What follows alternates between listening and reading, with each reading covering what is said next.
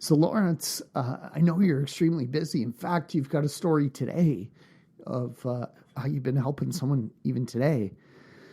And you ran up here to my office out of breath, so I want to ask you about that. But before we get started with that, can you tell us about what is a third culture kid and how did you end up in Kelowna? Sure. So, third culture kid is a person who is from one culture. I'm from England originally, born into or living in another culture. I was born and brought up in India and the Middle East, and in Cyprus. But I'm from England originally, so I carry a British passport as well as a Canadian passport now. And I've worked in a bunch of different countries, Middle East, South America, England, China.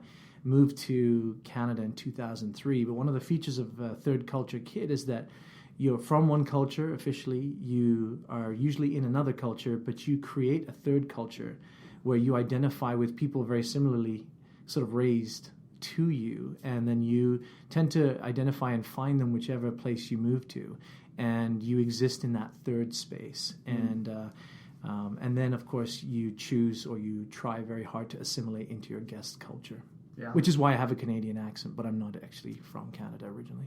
So third culture would be England and Cyprus in Canada. Would that be accurate? Well, so I would say I identify, ethnically or culturally, I identify with being English. But I was born and grew up till my early teens in India, and then I moved to Cyprus in the Middle East. Wow. So I have a real identity crisis. So the truth is I'm never quite sure where I'm from, but nowadays I have a wife and 3 kids, so wherever they are, that is home. And right. I've been in Kelowna now since 2003. This is the longest I've lived in any place, and I truly feel it's like it's home. And how did you end up in Kelowna in 2003? I was working in the UK in London. I was the director of a non-profit, like an NGO, and I was headhunted by a company based in Canada. And they asked me if I would consider moving to Vancouver, to Richmond, and we were moving from one big city to another, and that seemed okay. And I ended up working for Apple, the company that makes iPhones and all that stuff. And now, at this point, this is 2003, they didn't have iPhones then, it was just computers. But they gave me the option to live anywhere nearby. And Kelowna was about the furthest away that I could live and commute to work on the weekdays. And so I chose Kelowna because it seemed like a beautiful place to raise a family. Where were you commuting to when you worked for Apple? Did I miss that? Yeah, so I actually commuted from Kelowna 3 days a week. I'd go for 3 days to Vancouver to Richmond, and then we would work in private schools and doing. My main work was sort of integrating technology into school programs and systems and curriculum, right. And so then I would spend Thursday, Friday here in Kelowna and have my weekend, and then I'd work from home, and then I'd go back to Vancouver Monday, Tuesday, Wednesday. Did you meet your wife here? And did she come with you in 2003, or how did that happen? No, funnily enough, I met my wife. My wife is also a third culture kid. So she's Canadian by nationality. She was born in Japan. Her dad was the undersecretary for Canada to Japan. Wow. And he was a diplomat. And then she actually moved with her family to Bolivia in South America and grew up her entire sort of young life there and went to university in Canada. And then she flew out to India to do some work at an international school, and that's where I was working. And we met at that international school and fell in love there in India. Wow. Yeah. And was she totally on board with moving to Kelowna? Does she love it as much as you do?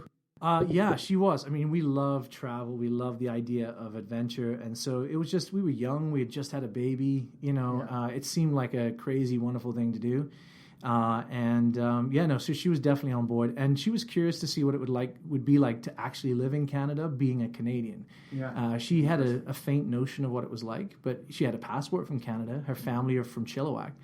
She'd visited plenty of times, but she'd never lived here. Right. She'd gone to university in Nova Scotia, or New Brunswick, sorry. So it was a totally different experience on the East Coast than it was here. So yeah, for her it was a grand adventure and a chance to be closer to some relatives and stuff like that. So your first child was born where? And I'm guessing your second and third child were born here in Kelowna. Right. Yeah. So our eldest daughter was born in London in the UK, and then our 2 sons were born here in Kelowna. So they all have dual nationality. They all feel very dual and very sort of Yeah, they transatlantic, if you want to call it that. And we spend a fair amount of time in England and Europe with family and friends, and then we spend the rest of our time here. But I'm also involved a lot overseas in India. So I do a bunch of work with the charity there. So tell us a little bit about your work here and in India. What do you do? What is your passion? Well, my passion is people. And it took a while to discover that. I think I just discovered that I wanted people to really come to terms with their identity, what their purpose in life was, that they were worthy of being loved, and that they were worthy of participating in community and society. And I grew up in a very poor part of India at the foothills of the Himalayas, and my parents ran a hospital and a network of hospitals, but we were living at one of them. And so I was very comfortable being in a minority, and I never actually understood life when I would be in a majority. I was always in the minority. I grew up in a place where a lot of the Tibetan immigrant or sort of refugees lived, and so I had a lot of Tibetan friends who were escaping the Chinese occupation of Tibet. I had a lot of Indian friends. So I was this white kid in a village, kind of like Mowgli in the Jungle Book, running around the tea gardens without shoes on. And it's a far cry from today, living in Kelowna. But today, I'm a pastor of a church called Metro Community in the downtown of our city, and it's probably unlike any other church I've ever been part of, and that's partly by design. I think I had a really hard time coming to terms with the church as a structure. I had a deep faith, a deep commitment to follow Jesus, but I really struggle with the way in which churches became sort of glorified country clubs or these sort of institutions in and of themselves. And many of them have full of great people, but one of the main pieces of the Bible that teaches, caring for the poor, that's probably one of the predominant messages of the Bible. And yet it's one of those things that gets watered down and pushed to one side in the Christian faith. And I just thought, what would it look like if we actually did that, if we actually cared for people who were vulnerable and excluded? And what if we actually formed community where people from all walks of life could interact together on an equal playing field, an equal footing? And Metro was formed on that basis. And so today we have a community center that operates throughout the week, which people can drop in and get coffee and care, computers, and a safe space. They can engage in arts programs, help find jobs, all those sorts of things. And then on Sundays we do kind of what regular churches do in that we still have services. We have multiple services on a weekend. Hundreds of people show up, but there are people from all walks of life. So you could be, as a realtor, sitting next to somebody who last night was engaged in prostitution, or somebody who is part of a criminal gang, or you could be sitting next to the mayor of our city, or a lawyer, or a doctor, or a fire chief, or somebody, and it's just the most incredible diverse crowd. Wonderful. So Sundays, I guess, with the service, you're trying to give people spiritual nourishment and teach them something or something uplifting. Is that basically what happens if you attend a service? Yeah, we actually build everything around community. So we have breakfast. So we'll serve breakfast for anyone who comes. So we do like 300 breakfasts on a Sunday morning. Wow. Between our services. So it's not tied to attending. You can come and have breakfast. You don't have to come to the church service. But what's beautiful is that a lot of people stick around and they build friendships and community. There's no expectation to believe anything. A lot of churches say you belong before you believe. Mm-hmm. We go a little bit further than that. We say you belong before you believe. You may never believe, but you always belong. Right. And I think implicitly in that initial statement, some churches will say those things like you belong before you believe, but there's this implicit notion that along the way, if you don't end up believing what we believe, we're just not going to be a safe place for you. Mm-hmm. And we may not ever say that, but you're going to get the hint along the way. Right. And it's a real challenge to say, hey, what if somebody continues to live in an antisocial way or in a destructive way towards themselves? Obviously, if they're doing that towards the community, there's some issues about whether they can be safe for others. But, that's one of the challenges. We're committed to doing life for the long haul with people who are dysfunctional and difficult and rejected by society, because we actually believe that there are some really profound truths about love and acceptance and even God's kingdom that are contained within the interactions that happen between those who have and those who have not. And in many ways, we believe that I consider myself somebody who has, I have a home, I have a job, I have a car, and I've been fortunate, but those things, there are so many things that people on the street, my friends on the street, have taught me about grace and acceptance and living life without judgment. And those are things that if I had just walked by them on a street corner, I might never have learned. Right. So a decade later, my life is so much richer because of it. Yeah. My experience with religion has been mixed, and I do see a lot of what you say. A lot of churches tend to be kind of a social club, and I think it's really to be commended what you do. I mean, my understanding of the Bible is there are certain things that we're supposed to do, and that is one of the main things, if not the main thing, is to help the poor and help the vulnerable. And it's not about judging people or telling people we can help people and teach them, but you're doing what you're supposed to do, which is help people. And it's really up to God to judge people. Ultimately, it's not up to us. And you're doing good work. You're doing what you're supposed to do. So I think that's a great example for everybody. Thanks. Yeah. Here's the funny thing. I really believe this to my core. We can't fix anybody. I've discovered that over a decade. You can't fix anybody.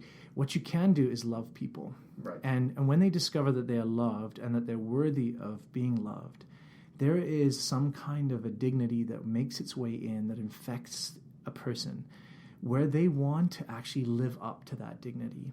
You don't have to teach anybody in that sense. They have inherently a desire to contribute to society, to have a job, to do those things. Yeah, there are some people who struggle with mental health issues and they have barriers. But again, a lot of them can overcome those things if they know that they are loved unconditionally and that they belong somewhere. Yeah. So many people in our city just want, like Cheers, a place where everyone knows their name, right, where they can come in any state, any condition, and know that they will not be shunned or sent away. Mm-hmm. And there are precious few places like that, And so over the years, my blood boils, frequently with stuff that happens in our city when we introduce bylaws and things like that criminalize homelessness and poverty. And yet, as a citizen, I recognize the need for our city to be a safe place for everybody.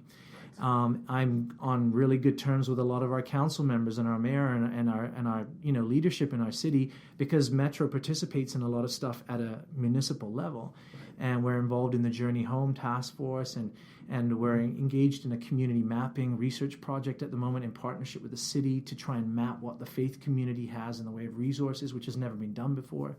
So those are the things we love to do, but we actually think that if we can serve as a safe place where the stranger is the treasured guest, mm-hmm, where the most vulnerable have a voice that is held at our center and given the most prominence, the loudest kind of position, that that's a good place for us to be. That's a good place for us to hold ourselves, Mm-hmm.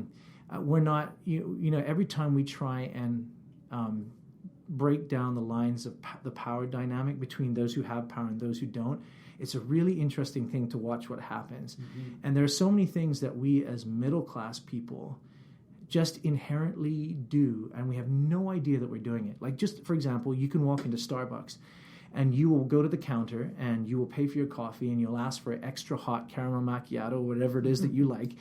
And you won't think twice about it. If it's not super hot, you'll ask for it to be done again because that's their promise at Starbucks. And you just think, hey, I paid, that's what I should get.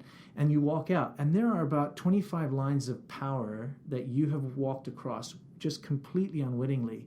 Members of my community, many of them who are barriered in some way or vulnerable, they won't even open the front door of Starbucks until they've gone through 3 or 4 different processes of, when was I here last time? Did I embarrass myself? Do I have enough money? Mm-hmm. Am I going to be safe in here? Am I going to be ridiculed? And so there's all these thought processes. And you can imagine that just gets amplified as they get closer to the counter. And then you've got like 200 choices of coffee. And then you're trying to figure out how many of my coins in my pocket actually pay for this coffee. And then once you've got the coffee and you go and sit down somewhere, you want your back against the wall because you don't want to be jumped in, like you were in the park 2 days ago and had your stuff stolen, or, and a lot of it can be attached to mental health or a lack of sleep or all these things. And so along the way, one of the things that we've really worked hard to do is try and break down stigmas and normalize people's perceptions about the basic humanity of one another, and to say, hey, we're not here to promote a religious agenda. We have our beliefs as a community, and there's plenty of people at Metro who don't subscribe to any faith tradition. There's people at Metro who are gender fluid or transgender or gay or, in any part of the LGBTQ spectrum, or they've got mental health issues. And there's a lot of folks who don't have any of those things that they struggle with. But all that to say is that to find that balance in community is really rare. Yeah. And it's a precious thing. So I often feel like, as the leader in that setting, that my only role is to uphold the vision or protect the vision, because it's like this beautiful, delicate thing that if you mess with it too much, you break it. Right. Yeah. And so I really trust God in that I think throughout Scripture, from start to finish, and this is an exclusive, not for your podcast, but this is an exclusive truth in the sense that there is no exception to this rule. In the Bible, from start to finish, God exclusively reveals his character through the least likely, the widow, the orphan, the concubine, the outcast, the foreigner, the stranger, the alien in our midst, kind of thing. He doesn't choose the entitled or the powerful or the rich or the pharaohs or the kings or the governors. And you just kind of look at that and go, if God is eternal and he's not bound by time like we are, why would he even bother changing his pattern of doing things? He wouldn't need to. He's not, it doesn't exist like that. He loves to surprise and do things different. And that's the way that's what we're seeing now. He's doing the same thing. So all of our best ideas, all of the best initiatives that we engage in always come from people who the rest of the world has turned their back on. Yeah, wow. That's very powerful. So where are you located now? Because I remember the Metro used to be next to the Bank of Montreal, and that got demolished. Mm-hmm. So you've moved. Where are you located now? We had a bit of a nomadic journey. We were sort of homeless for about 18 months when that building was torn down, and now we're very fortunate. I think we had 20 different conversations with landlords who basically said no, thank you. Right. Some nicely, some not so nicely, and that's, again, it's part of the journey. People knew what our community looks like and the diversity of it, and they're going, yeah, I'm not sure if I want to deal with that. And then, just a pretty miraculous kind of thing. Somebody actually donated a building to us on the corner of St. Paul and Coronation. And that was an incredible gift. And so we've renovated that. It looks beautiful. It has our drop-in center, our art space. In From the Cold have their offices with us as well. Mm-hmm. And we're building a courtyard, an enclosed courtyard behind that building. And then in November of last year, we were able to purchase the former food bank building on Ellis, which is the adjoining property. Okay. So now we actually have that kind of corridor, almost like a small campus.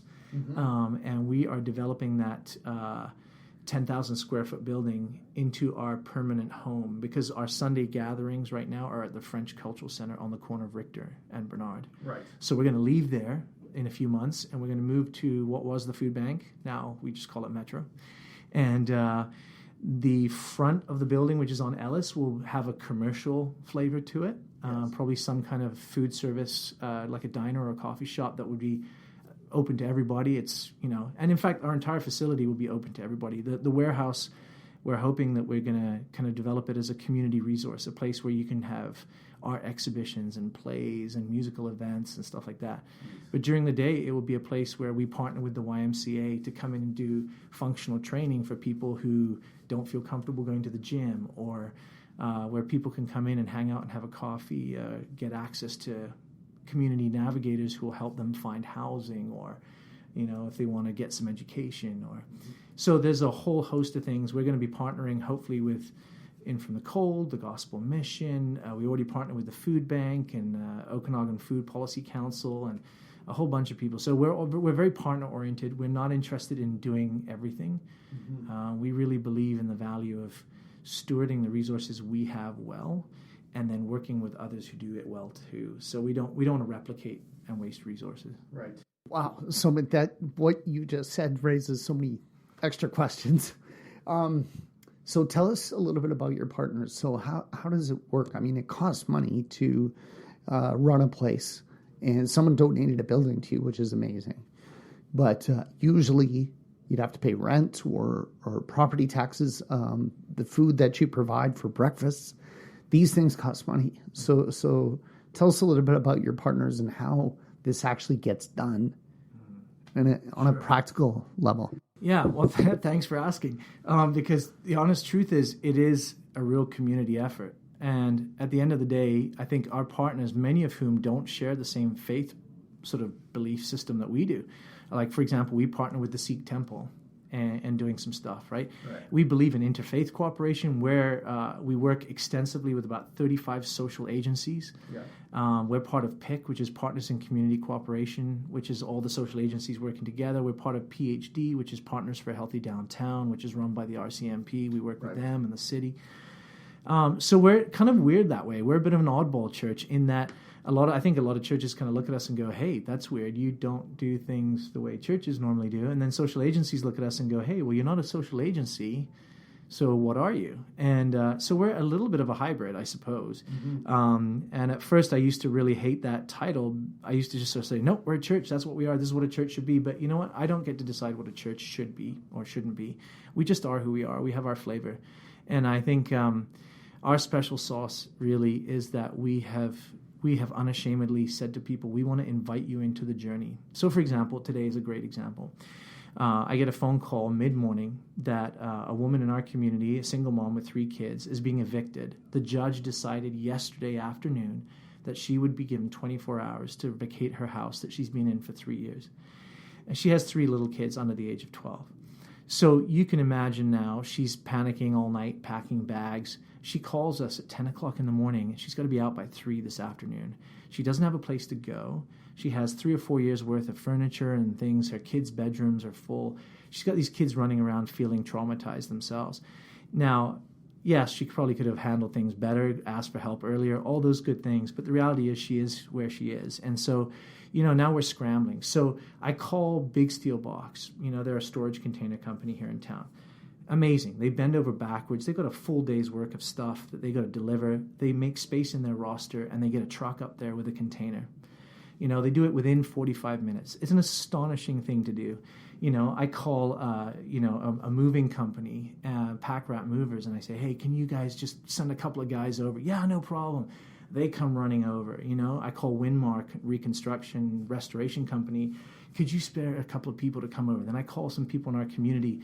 Can you take a couple of hours off work? Can you show? Now there's like 15 people at this place helping this woman unload her furniture, get it out of the house, and then and you call. And I'm calling the cops, and I'm calling the chief of police, but like I'm calling the chief of the downtown or the head of the downtown enforcement unit, just saying, hey, I know you're probably going to send a unit at some point to this woman's house to see if she's going to be out. I can assure you we're moving her. Can you just give her a bit of grace for the rest of the day?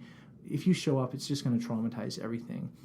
And to have that kind of relationship, to be able to say, could you exercise some grace here?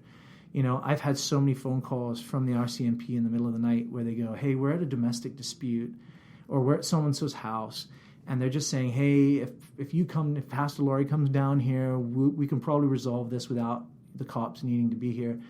So I love that the RCMP have this community-focused view of saying, hey, there's a different way. We don't have to arrest everybody.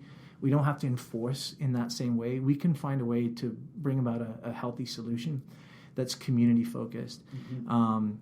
And so, so there's so many ways in which partnership provides, so we have donors who give parts of the food for breakfasts, and we have people who drop off huge trays of, pulled pork for our lunches, or, the food bank donates a ton of stuff to us as well. And, I think just again and again, we're so grateful for the culture in this city of partnership. It hasn't always been that way, but it's getting better. Well, I'm just getting the impression from listening to you that it's the relationships that you built with the community. So if you call the police, for example, and you say, we need a little extra time, they know you're not jerking them around, like you're actually dealing with the issue, and you've got that mutual respect. So that's really awesome. What can we do as a community? So a lot of this stuff, I volunteered very briefly at the food bank. I attended several PhD Partners for Healthy Downtown meetings when I was working with the chamber a couple of years ago. What can we as individuals do to help you, to help the vulnerable and the poor in our community? Tell us like how we get involved with volunteering or donating food or donating money. Like, make it easy for us. How do we get involved? Okay, so there are some things I can do that make it easy, and there's some things that just aren't going to be comfortable. Right. And I think that's okay. Here's the easy part. I think that one of the beauties of Kelowna is that we're not so huge that the problems are insurmountable. They sometimes seem that way in the media, but they actually aren't. And we're moving towards a place where I believe that we actually will, not just in our lifetime, within the next few years, actually see a radical reduction of people who are homeless on our streets, because the provision of housing and affordable housing is getting better. I think the Journey Home process will eventually show fruit. It's going to take some time, but it will. I do think that if you are out there and you're listening and you're a business owner, I know that that the street community can be detrimental or difficult for your business. Yeah. And so we at Metro, but there are others who do this too, have a number of things that we have done with business owners that help, and the Chamber and the Downtown Association, and now with the Rutland Uptown Association. We've done a number of things like wine and cheese evenings, where we've sort of done some really simple kind of workshops to help business owners interface with people who are vulnerable. How do you actually break through to their humanity and help them understand that they are part of the fabric of the community as well, and that their behavior, when it's antisocial or destructive, that makes it worse for everybody. And I think the important thing to know is that when you get to know somebody by name, their behavior changes dramatically. So very often, here's a classic example, a couple of alleys down the back where Metro's located downtown near Cawston and Coronation. Somebody was huddled in the back of an alley, and someone from a local business called the cops, and the cops came by, and I happened to know the officer, and he said, "Hey, somebody said there's a woman down one of these alleys." And I said, "Oh yeah, I know who it is. I was just down there. I saw her." And the cop said, "Yeah, I was told she was shooting up." I said, No, she wasn't at all. She was crying. She was just sitting there like crying. And when I told him her name, he knew her right away. But what made the difference was when I walked down that alley and I saw her, and I know her, I see her almost every day, and I won't use her name on this, but I said her name, and she looked up right away. Now, there's a key difference between going, "Hey, you," right, and then her immediate reaction is defensive, and then she'll come out with something. And you have to remember, she's probably been sleep deprived for days. She's probably been raped. She's probably been abused. So her natural tendency is to be defensive. But when I call her by name and I identify her humanity, right away she knows there's some safety in that. Now, it doesn't always work, but there's certain techniques and things that we can do with business owners that help them kind of break through to that humanity piece. I think the mark of a healthy community is how we treat our most vulnerable members. Yeah, definitely. And so I think we are moving towards a place where there are more resources. So again, a big plug for the food bank. Their purchasing power means that when you, instead of giving them actual food to distribute, if you give them money, they can triple the purchasing power of your money. So you can go to the supermarket and buy something for $30. They can take that same $30 and buy 3 times the amount through the wholesalers that you can buy at Save On Foods or somewhere. And then some of that food will come to us to distribute. So, I have no problem, bigging them up in a massive way. And I think if you have really great clothing, not tatty, torn clothing, but if you have good stuff, then we would love to give it away for you. Especially if you, I look in my closet once a year and I go, man, I haven't worn that shirt for 2 years. Right. Give it away. You're never going to wear it again, Right. But give that stuff to people who are going to give it away, not sell it. Right. And there aren't too many places like that. And so I will put in a plug for Metro and say, hey, we're one of the few places that actually just give stuff away. We don't charge for anything. Yeah. So we seek donors to support our coffee shop and donors to support, our food and our lunches. What we do is that we really encourage people to engage in community service, not as a quid pro quo, not as a if you do this, you get that, right. But just to say that we believe there's dignity in serving. And when you serve, and then you receive, you feel like you've earned it, and you understand the value of work. And so we're actually embarking on this really cool. Am I allowed? Do we have more time? Yes. Okay, you can cut it out if you need to. But so I wrote this manifesto on the provision of food and the dignity of food. And I really believe that the welfare system we have sucks. And I say that somewhat trepidatiously, knowing that it's a privilege to have a welfare system. Yes. Many countries don't. But we also end up with dependency. And we have this cycle of dependency where people are caught, where they survive, but they don't thrive. And they actually get into a cycle where they just can't break out of it, right? And every third Wednesday of the month, we see violence, we see retribution, we see debts being collected, we see people hiding.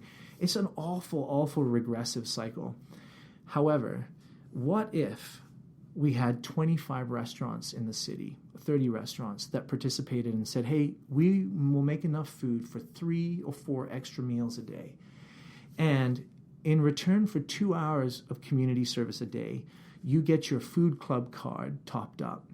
And you can show up at one of 25 or 30 restaurants in the city. And like anybody else, you can have the dignity of eating when you want, where you want, and with whom you want.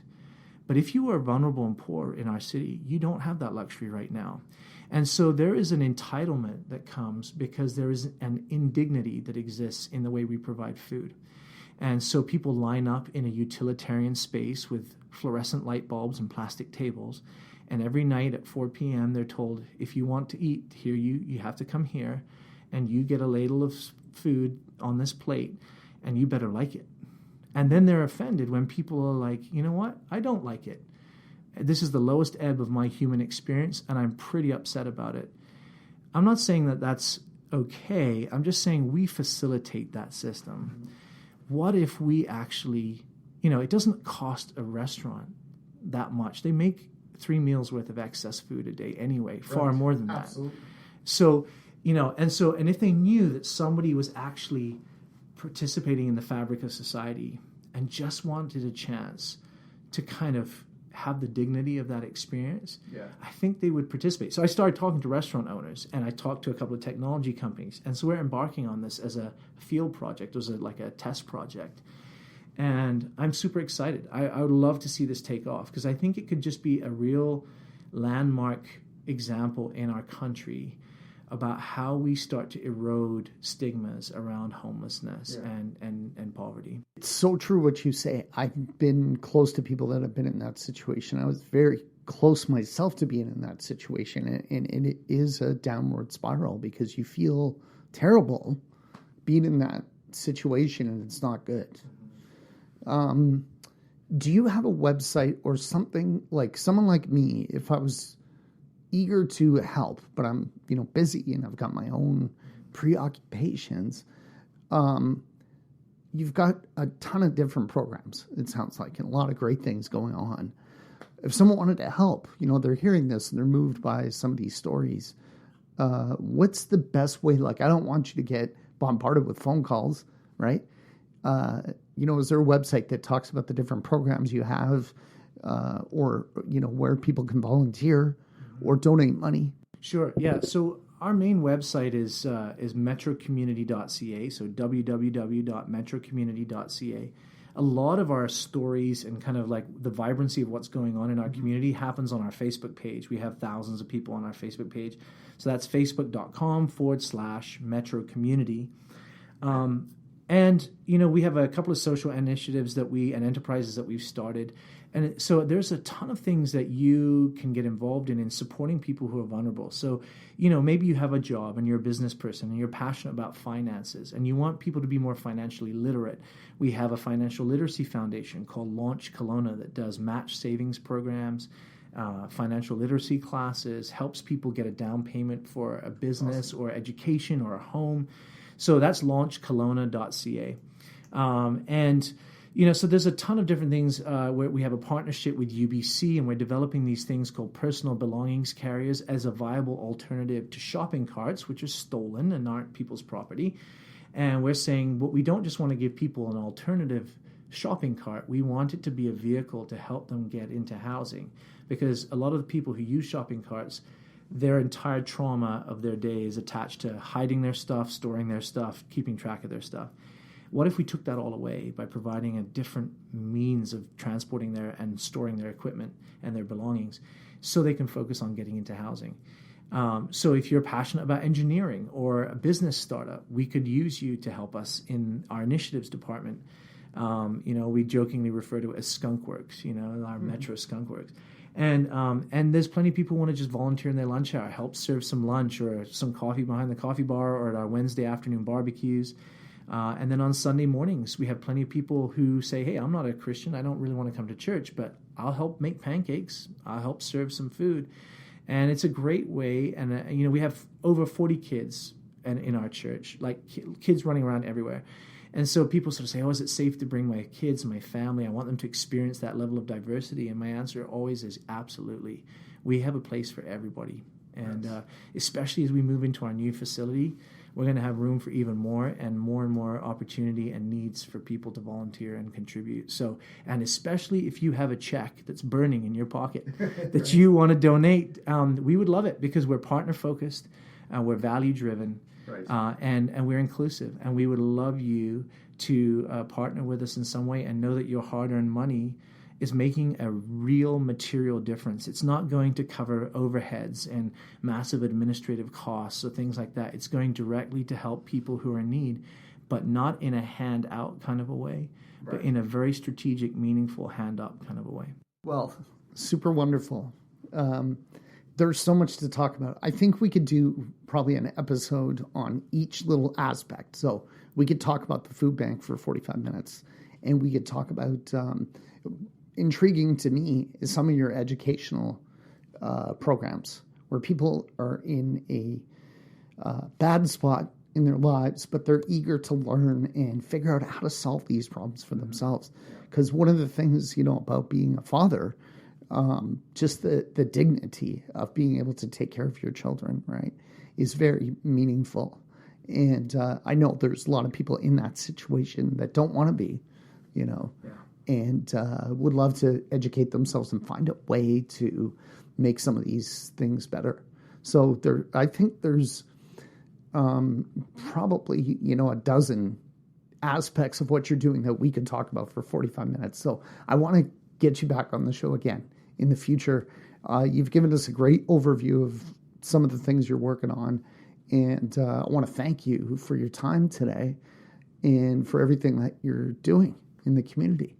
Sure. Thank you for having me. And if you're in the downtown and you're driving down Ellis and you're close to BNA and you kind of know that area, the end of Ellis there, you'll see Metro's new building that used to be the food bank. And if you take a hard right there, you'll see the courtyard behind and our other center on the corner of Coronation and St. Paul.